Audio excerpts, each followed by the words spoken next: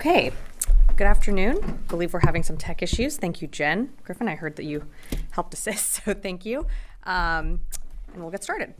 All right, so I do have a little bit of a list here today, so just bear with me and then happy to take your questions.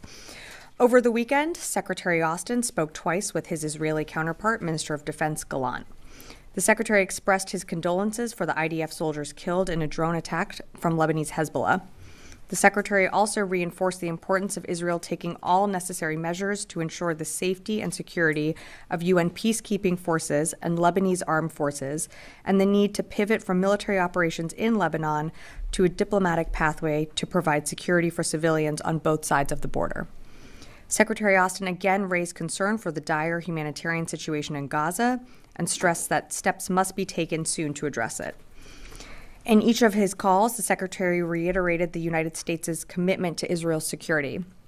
And that's why, over the weekend, Secretary Austin authorized the deployment of a Terminal High Altitude Area Defense, or THAAD battery, and associated U.S. military personnel to help bolster Israel's air defenses following Iran's attacks against Israel on April 13th and again on October 1st. Yesterday, an advanced team of military personnel and initial components necessary to operate the THAAD battery arrived in Israel. And over the coming days, additional personnel and THAAD battery components will continue to arrive and will bring the THAAD to fully operational capable in the near future. This decision was made in part of the broader adjustments the U.S. military has made in recent months to support the defense of Israel and protect Americans from attacks by Iran and Iranian-aligned militias. This is not the first time the United States has deployed a THAAD battery to the region. Earlier this year, a THAAD was deployed to the Middle East following last year's October 7th attacks to defend American troops and interests in the region. In addition, the United States has previously deployed a THAAD battery to Israel in 2019 for training and an integrated air defense exercise. Shifting gears, the department continues to support relief efforts related to Hurricane Helene and Milton and will continue to work with our federal, state, and local partners to help our fellow Americans. As of earlier today, the National Guard has mobilized more than 4,500 guardsmen from 7 states for response and recovery missions following Hurricane Milton.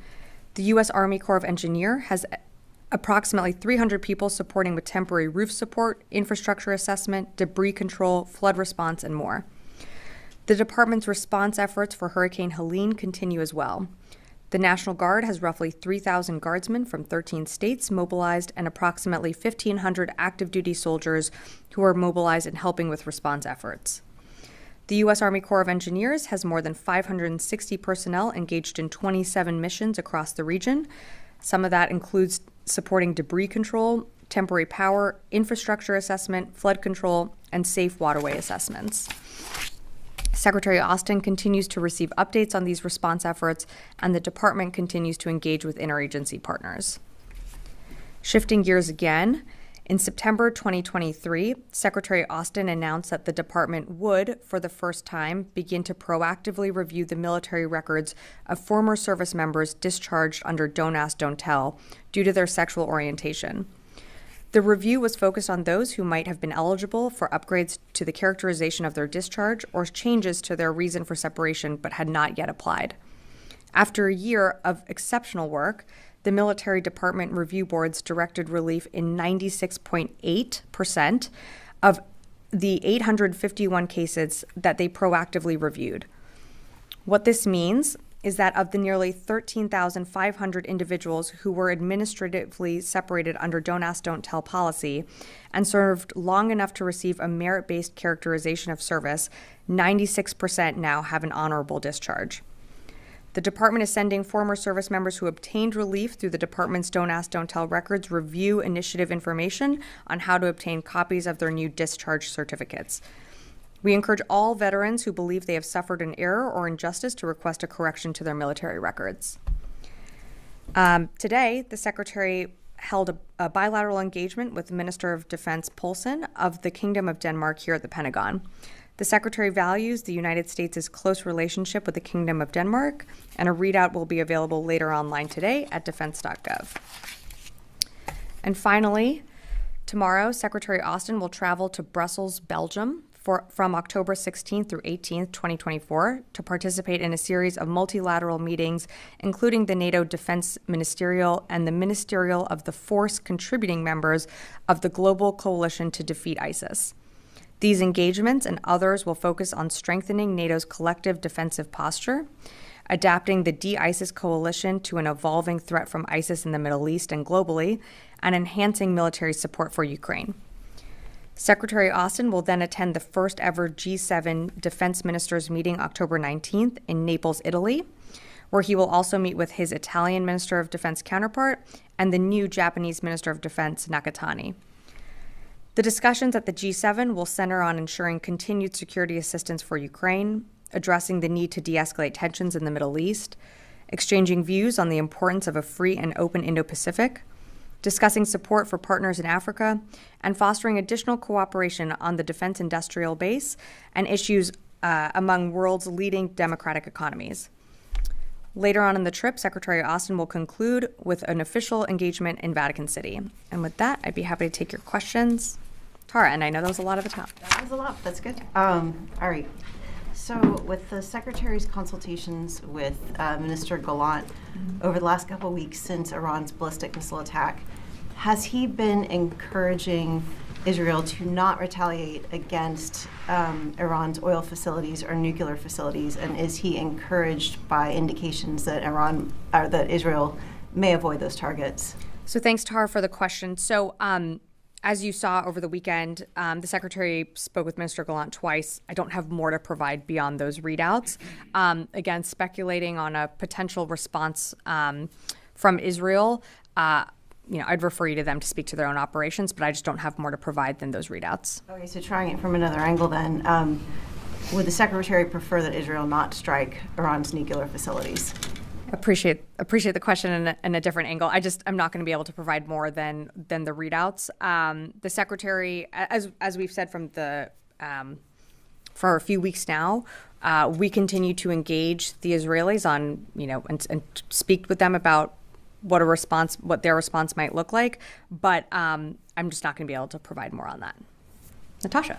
Thanks, Sabrina. So in the letter that Secretary Austin co-authored with Secretary Blinken to the Israelis, I believe it was sent earlier this week, was that letter specifically a threat that the U.S. military is not going to be able to provide weapons to Israel anymore if they do not, within 30 days, get more aid into Gaza? It was a little bit vague in its wording. It kind of said that there will be implications for U.S. law if they don't change what they're doing. But is this specifically a threat to withhold certain forms of military assistance if they don't move forward with changing the amount of aid into Gaza? So in terms of the letter that you referenced, I can confirm that Secretary Austin with Secretary Blinken, they co-signed a letter that went to their Israeli counterparts. This was personal, private correspondence, so I'm not going to get into more specifics of it other than it was expressing concern about the humanitarian conditions in Gaza, but beyond that, I'm just not going to be able to provide more details. How can you say that it's personal and private when it's the Secretary of State and Secretary of Defense sending a letter? The Secretary of Defense and Secretary of State can send private correspondence to their Israeli counterparts or counterparts all over the world. That doesn't necessarily mean that those letters need to be public. I understand that there is reporting out there and imagery out there of a letter, but that doesn't necessarily mean that it is a public letter for public consumption. It was, can I just finish?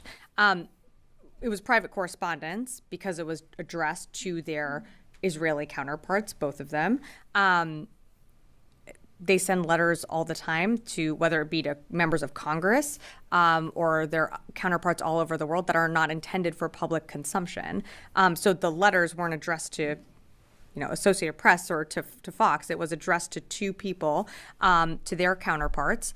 And it was a letter that, I'm just not going to get into private correspondence beyond that. It's on U.S. government letterhead, correct?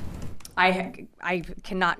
Private, is it like on, pink stationery, or is it on letterhead from the U.S. government? I would assume it was on letterhead, Jen, but what I can tell you is that just because something is on letterhead doesn't mean that it's meant for public consumption or to be leaked to the press. No, it's FOIA. Sure, And yeah, so, of course, but that's still.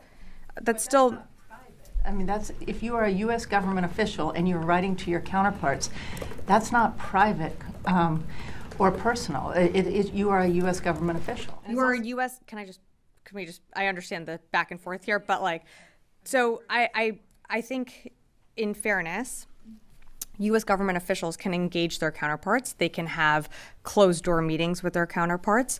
They can do calls with their counterparts. We provide readouts of those calls. There are letters that are sent often between government officials that are not intended to be made public.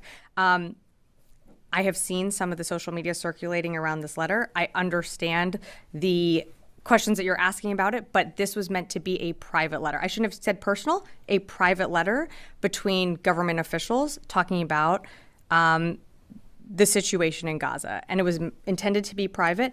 And those are conversations that also happen in person that are private conversations. We don't read all of those out every single time. Can I come around the room, or do you have another one on this? But it's also citing official U.S. policy on how they qualify someone or a country to qualify for foreign military financing. That's just U.S. policy. Yeah, so I'm just not going to be able to go into more details on the letter itself. Again, I confirmed that a letter was sent. It was meant to be private. Someone obviously felt the need to get out this private correspondence, but I'm just not going to be able to get into more details on that. Phil. So the State Department, the spokesperson said that, talking about this letter, said that, we need, the quote is, we need to see further changes by the government of Israel. And I'm wondering, what can you talk about the Pentagon's views on changes to how Israel is safeguarding civilians or failing to do so? So I think, without speaking to the letter itself, you've seen us from this podium and from a few of the readouts that the Secretary has done with Minister Gallant speak about the deteriorating and dire humanitarian situation within Gaza. Just because there's other, engagements happening in the region doesn't mean that we've taken our eye off of what's happening in Gaza. And we know that, humanitarian aid still is stalling to get into Gaza and to reach, civilians that need it desperately. So that's some of the things that the Secretary talks about in his calls with Minister Gallant. Those are some of the things that we've also read out publicly in our readouts. This letter follows on a letter that I believe Secretary Blinken sent in April. We're looking to, see more, or to see concrete measures taken to address the humanitarian situation in Gaza, which we know continues to be an issue, and we want to see how they, conduct operations that they're considering civilians in the battle space, and that's what we've said from the beginning. And this administration's been criticized for failing to use its leverage, which is the weapons to Israel, to influence Israeli military actions. Is that a fair characterization, especially after this letter has now been made public? I would push back on that. And again, without going down the rabbit hole of private conversations, but we have had very frank and direct conversations with the Secretary has with his Israeli counterpart. I'm not going to go into a line item list of every single time they've done something differently because of our advice or because of conversations that we've had. But, we have seen them change their behavior in certain circumstances. Is there more that we are working with them on? There is, and we're going to continue to engage with them on that. So you've used that leverage. You've threatened to withhold weapons. I didn't say that. I said that we continue to have frank conversations with them. As you know, we do still have that one shipment of the 2,000-pound bombs currently still paused. But I'm just not going to be able to go beyond that. Joe. Thanks. On your advice, and you said you've seen some changes in their behavior. Among the things that the Secretary's mentioned, you just mentioned, were opposition to bombing or targeting densely populated areas in Beirut from Israeli airstrikes. We haven't seen that happen in the past couple of days. Is that something that they committed to the Secretary or to anybody in this department of stopping? So I'm just not going to be able to go beyond the conversations and the readouts that we've provided. But one of the things that I think you've seen in the readouts is the Secretary impart the need to take into account, innocent civilians, whether it be in Beirut or on that, on that border region in the northern part of Israel, where they are conducting operations to clear, where Hezbollah infrastructure is. We've always said from the beginning that civilians need to be considered in the battle space, and measures need to be taken to protect innocent lives. That's something that, is not new. It's something that we've continued to say from the very beginning. And on the THAAD, did Israel request that? It was a conversation between, I would say, both governments. I think it's fair to say that we've seen now 2 unprecedented attacks from Iran on April 13th and October 1st.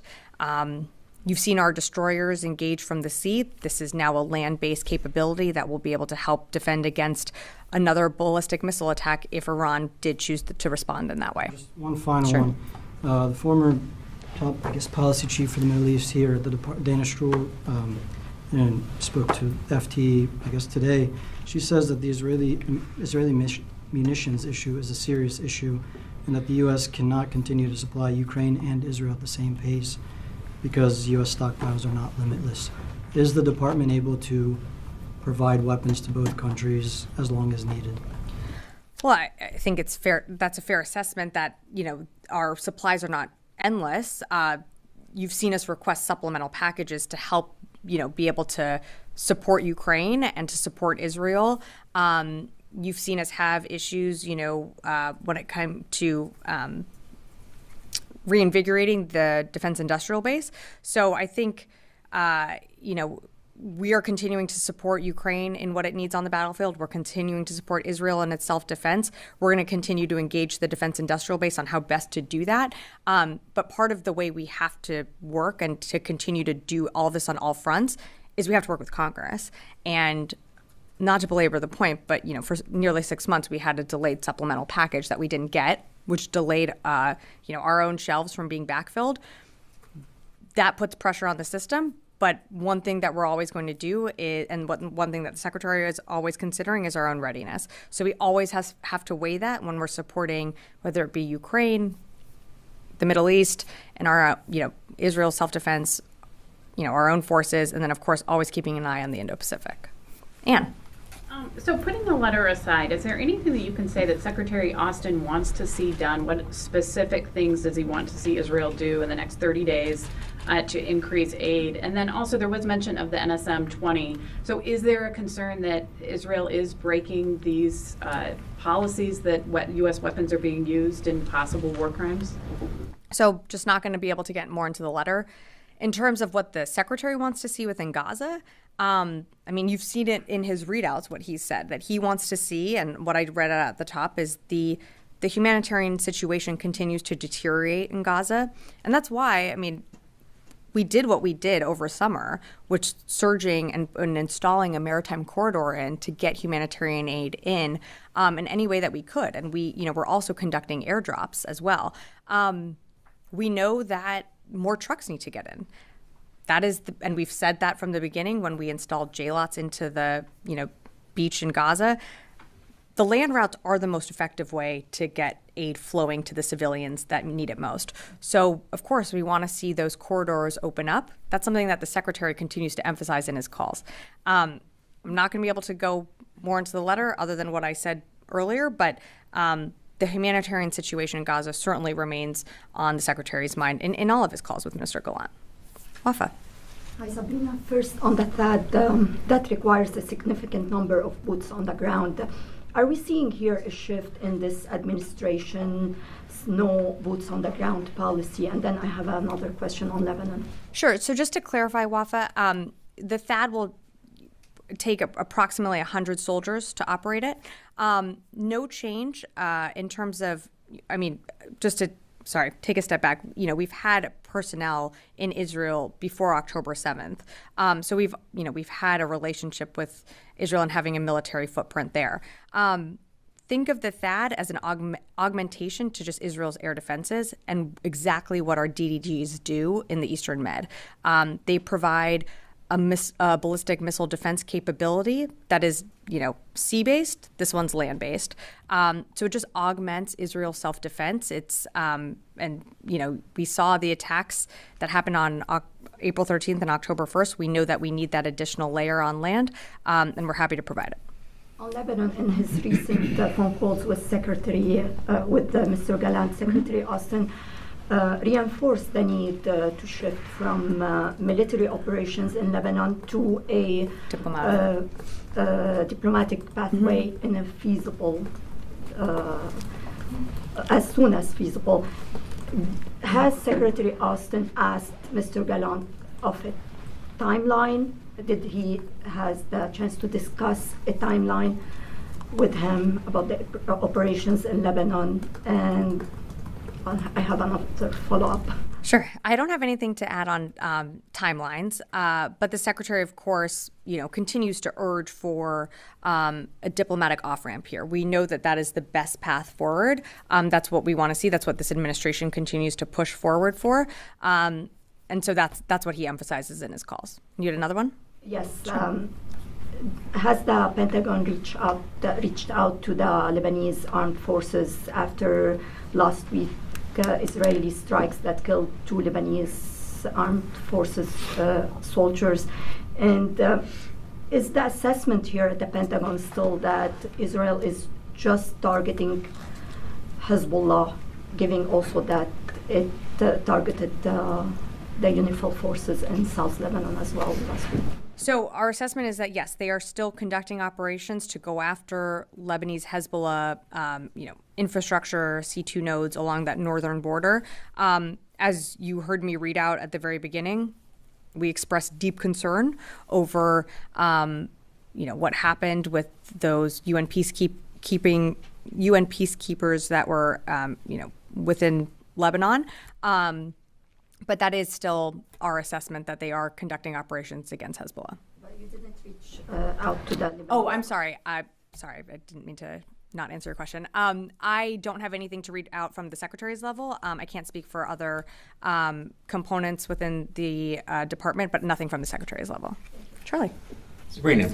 Charlie. Private or otherwise, there's a formalization about a letter. It's a document. It's signed. It can be traced. Who does that serve? Is it because the United States needs to be seen to be doing something? Knowing this letter would get out, signed by these 2 very important figures at this particular time, why? Why wasn't it a phone call? Why was it a letter? Okay. Well, appreciate the question, but we didn't know it was going to get out. We didn't know that someone was going to. All I can tell you is that the Secretary and Secretary Blinken sent a letter. I'm not going to go into those details. I've seen the social media reports out there, but I'm just not going to go into more details of a letter. Why do you make a phone call versus sending an email versus sending a text? Look, I'm not going to go into the decision making of why a letter versus a phone call, but it was meant to be a private correspondence between 2 senior administration officials, from the Department of Defense and Department of State to their counterparts. Again, I understand it is an official letter on official letterhead, but those correspondence are still, meant to be private, and so I'm just not going to go into more details on the letter. There's a paper trail. It was literally making a statement. It is literally a statement. Yeah, but Charlie, you also have to understand that we do statements that are press releases that are for press consumption. The Secretary does calls with his counterparts all the time. We don't put, a live stream of that on defense.gov for everyone to listen to. Those are meant to be private conversations. This was a private correspondence with their counterparts.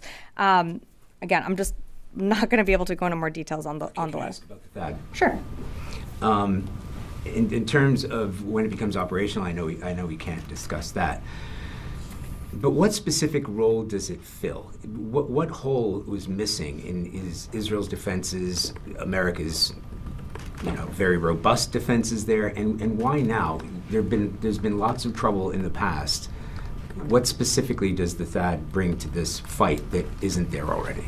So you'll remember that on October 1st, it was approximately 200 ballistic missiles that Iran fired towards Iran. That was nearly double what we saw on April 13th. So they launched more of a certain capability. On April 13th, we had more of our fighters in the air shooting down UAVs and cruise missiles. Our fighters are not going to engage these types of ballistic missiles. The DDGs in the Eastern Med on April 13th were the ones that engaged the ballistic missiles. So what we saw on October 1st was them, adjusting their strategy we have to augment Israel's air defense systems. We are there to help in their air defense and in their self-defense, and in doing so, augmenting their air defense. So why now? Should Iran choose to respond again with, again, not trying to go down a hypothetical, but if it's more ballistic missiles or what we saw previously, a THAAD adds capability to Israel's air defenses and can help shoot those down and protect, innocent civilians there, and that includes Americans who are in Israel. We've made some of these force posture adjustments in the past. We are always nimble, always able to adjust as needed. This was a decision that the Secretary decided to make. Fadi. Thank you, Sabrina. Of course. So as you said, the deployment of the THAAD in case Iran decides to attack again, which means potentially U.S. soldiers might be in harm's way. For a year now, you've been telling us the U.S. is not involved in this conflict. Putting troops on the ground now wouldn't make the U.S. involved in the conflict? No, Fadi. What would you do? Potentially these soldiers could be targeted as well by Iran. So, Fadi, I think it's important to remember that the THAAD serves a similar purpose to our DDGs. It is an air defense system that is helping augment Israel's air defenses that can help shoot down ballistic missiles. This is also meant to be a temporary provision of air defense capabilities to better protect Israel. It's in keeping with our intent to reduce tensions, and it is, also there to help de-escalate. But of course, as the president has said from the beginning, we are there to support in Israel's self-defense. This is a capability that we felt was needed. Yeah, but assisting with the defense of Israel from a ship is different from putting forces on the ground inside Israel while Israel is being hit by ballistic missiles. Both forces in the sea or land are in harm's way, Fadi. Yeah, but putting them inside Israel is different. As from a political standpoint, this will potentially open up the door for maybe them being in harm's way and then the U.S. having to respond to Iranian attack. What I'm saying is, this potentially opens the door for U.S. to get more involved in this conflict, not the opposite. Fadi, just taking a step back, our destroyers in the Red Sea are getting shot at by the Houthis, pretty regularly. Our forces in Iraq and Syria getting attacked by Iran-backed militias. From October 17th, there was a regular cadence there. We have forces deployed all around the world in harm's way. And our forces are bravely serving to protect American citizens, and in this case, to help with Israel's self-defense. While I understand your question, again, this is an operational deployment very similar to what you're seeing, whether it be in the Red Sea or in the Eastern Mediterranean. This is a capability that is going to help augment Israel's air defenses. This is not meant to draw us into a larger regional conflict. It is a commitment that the president made that we will be there to stand in Israel's self-defense. Okay, I have one more question, although I'd like to note that deployment in the Red Sea is in international water. It's not on sovereign land or within the territorial water of another nation. But they're still in harm's way. I know, but that's different from deploying to a nation that might be attacked because of its own actions, which is different. Well, Fadi, you don't want to get into it, but just pulling it back, you're talking about a nation's own actions, but let's remember what happened on October 7th. Okay. We can remember the last 75 years, but that's not my point. Another question. Did the Secretary in his last two phone calls with Mr. Gallant express opposition to Israel's strikes inside Beirut, capital of Lebanon? Without going beyond the readout, the Secretary reiterated the need to do more when it comes to protecting innocent civilians. I'll just leave it at that. Thank you, Sabrina. Could you confirm if this is the first time the U.S. sent troops to Israel since October 7th?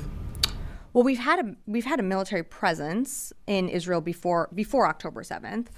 We had personnel there after October 7th. You might remember with whether JLOTs or assisting with hostage rescue and recovery. So no, not the first time that military personnel has been in Israel since October 7th.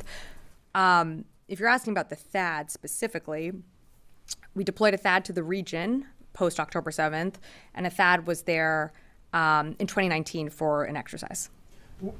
I'll come back. I'm just going to go to some of the other. I mean, I guess you have had batteries in other countries in the region. Would you mind if you reveal what countries host those THAADs?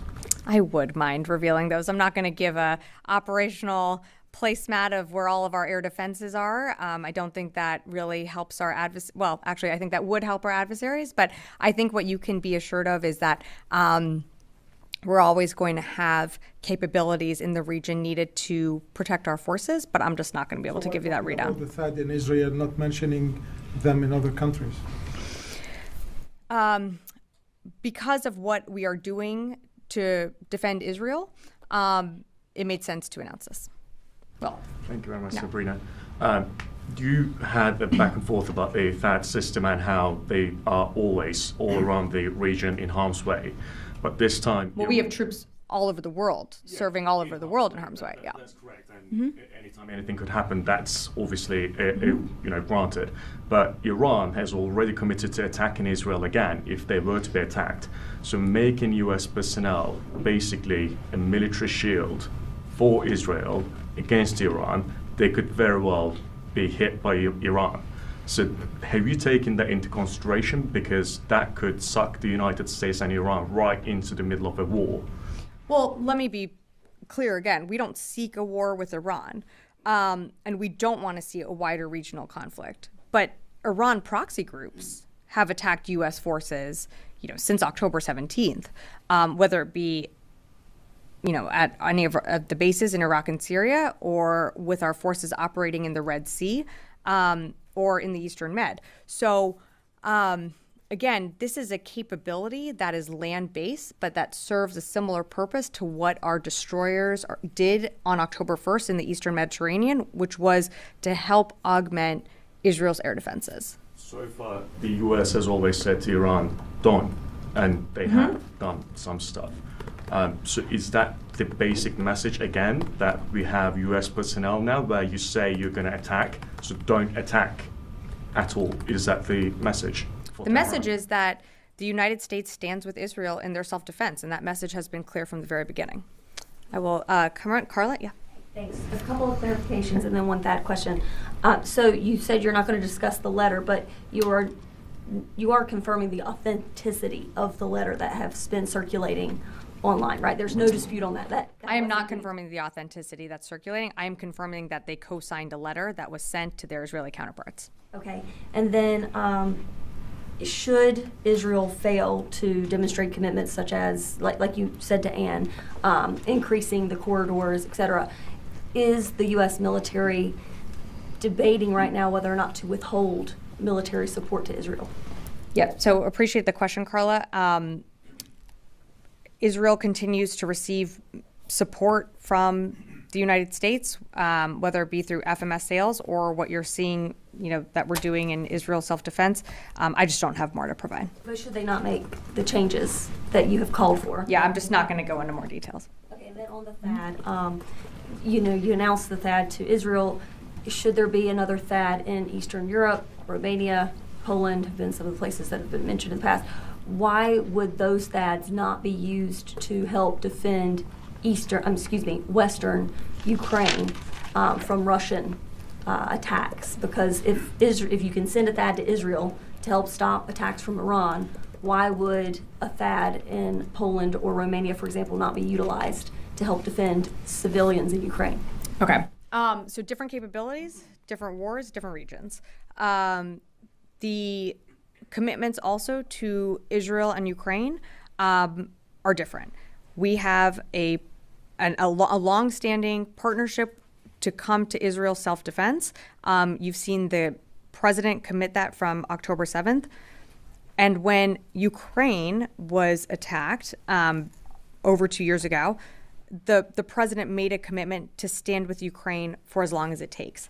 But again, you're talking about different capabilities being moved, and what's needed for, should Iran attack again, is a THAAD. For engagements from, what Russia is doing in Ukraine, different capabilities, such as, as you know, I don't need to go through the long list, but not to use this expression, but it is a little bit of apples and oranges here. So, I don't want to go down the whole list of everything that, we're providing Ukraine to everything that we're providing Israel. But what I can tell you is this administration, this department continues to support both in the different needs that they need. Just a quick follow-up to that. Sure. With all due respect, I need a little bit of clarification on the different capabilities, because Russia has fired ballistic missiles. Mm-hmm. I believe they used them in Yavoriv in western Ukraine towards the start of the war when they were attacking a base that had been used by international forces. So why couldn't a THAAD, if it's already defending NATO territory, also defend Western Ukrainians against ballistic missiles should Russia decide to fire more? Yeah, Carl, I think I answered that question. Konstantin. Thanks, Sabrina. Just continuing the THAAD conversation, can you say where this unit is coming from? Are you guys deploying it from the U.S.? Or It's coming from the United States. It's coming from the United States. Okay. Are you able to say any more specifics than that? Not more specifics than that. Fair enough. And then more broadly, I guess, following up on sort of the conversation that we've been having and some of the questions my colleagues have asked, when we look back to, for example, J-lots, this building had a very strong reticence and went out of its way to point out no boots on the ground, to the point that maritime experts said it hampered the operation. It really limited, and you guys had to pull it out because personnel couldn't step foot onto Gaza. But it seems now we're incredibly willing to put troops in harm's way. Square the circle? I mean, what's changed? Israel is different than Gaza. And before October 7th, we had military personnel within Israel. And we have continued, that's been a relationship and partnership that goes, far back. In Gaza, the president committed to not putting troops on the ground there, which is why you saw what we did with J-lots. We continue to support and stand by Israel in their self-defense. I know there's a lot of parsing here, but the THAAD capability, while it is going to Israel, it is temporary. It is, temporary provision of air capabilities that they need should they face another attack like they did on October 1st. But that doesn't minimize, again, what we did in Gaza. We're incredibly proud of all the humanitarian whether it be food, water, medical supplies that we were able to get in during that time. But more needs to be done, and it needs to be done quickly. And that is something that the Secretary continues to impress upon in all of his calls. In the back. Hello, I'm Lorana Lenz with the Asahi Shimbun. Shifting over to the Indo-Pacific, on Monday, China conducted drills surrounding Taiwan, which alerted and alarmed the Taiwanese government. The Pentagon released a statement condemning these acts. That being said, my question is there any plans to change U.S. force posture in the region or to conduct additional operations in reaction to China's drills? Thanks for the question. So no force posture changes to make today. It's something, in reference to what you mentioned, it's something that we monitored. And, as the White House noted last week, it is long-standing tradition for Taiwan's president to deliver remarks on October 10th. Again, we remain focused on the Indo-Pacific, but I just don't have any force posture changes to announce today. I will take a few more. I know there are some follow-ups, so one here, and then I'll come back here. Yeah. Thank you, Sabrina. There's been some new reporting around the 2023 drone incursion over Langley Air Force Base. Does the DoD have an idea of what objects it might have been? Thanks so much for the question. So specifically, Langley Air Force Base did experience incursions of unauthorized unmanned aerial systems last year in December 2023. The number of those UAS incursions did fluctuate on any given day, but they didn't appear to exhibit any hostile intent. It's something that we, have kept our eye on, but don't have more to provide on that. Jen. Actually, that's Sure. what I wanted to follow up on. Yeah, of course. So why couldn't the Air Force shoot down these drones if they were coming towards the base, over the base, if they were surveilling, which it proved that when one went down on January 5th, it was found to have video surveilling a sensitive base. Why couldn't they shoot them down? The Air Force can shoot down Cessnas if they get close to sensitive facilities in Washington, New York. So the commander, or any commander of any base, has the authority necessary to protect forces, to protect facilities, infrastructure, and capability there. So I'm not aware that they did not have any authority to shoot it down or to shoot anything down. I do know that with all of these incursions, given that it's, you know, on U.S. soil, there is another level of coordination within the interagency that needs to take place. But the commander absolutely had his or her authorities to engage any systems that are a threat to the base. And wouldn't surveillance or intelligence gathering be a threat to the base? Yeah, again, Jen, this is something that, you know, I know the department continues to analyze. I don't have any information, or I can't confirm what you're saying. All I can tell you is that, you know, the Air Force Base did experience a number of incursions, and that, you know, we have been looking into it. And if I have more to share, I certainly will. Do you know where the drones were shot from? I don't. Tara, and then Tara, one in the back, and then Charlie. Back to the letter, understanding it's a private letter that was not intended to be released publicly. Mm-hmm. Did the secretary coordinate this letter with the White House or notify the president or NSC that they were sending this to their Israeli counterparts? Yeah, so without going into the interagency court on private correspondence, I think it's fair to say that there was an effort by the interagency here.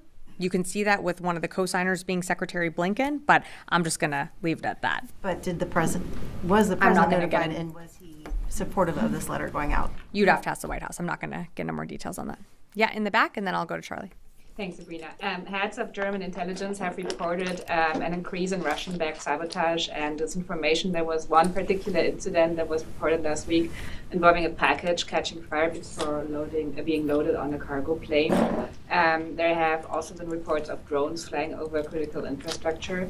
Is the DoD aware of this? Is there some sort of increased cooperation with the German authorities regarding this? And other drones that were mentioned reportedly flying over military bases here being investigated in that context? And as a follow-up, what gave the impression that there was no hostile intent? That's in terms of the no hostile intent. That's our initial assessment. As I mentioned to Jen, who asked about this, you know, while I don't have more to provide, it's something that we're continuing to do an assessment on. In terms of the reports that you're citing, I don't have anything to add to that. But what I can tell you is, you know, we always work with our German counterparts, and as you know, we have forces that engage with our German counterparts at different times, whether it be in exercises or in diplomatic channels or military channels, and something that we keep an open line of communication on. But I just don't have anything to add on those reports that you mentioned. Charlie, to close us out. You had mentioned the destroyers that were involved in the last large-scale Iranian attack.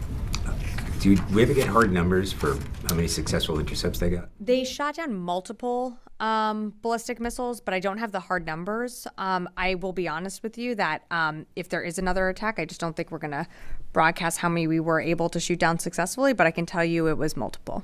But there was a need that either the United States or Israel or both assessed that this is a significant step forward. You are symbolically and physically putting U.S. forces on Israeli soil, which is different than being at sea.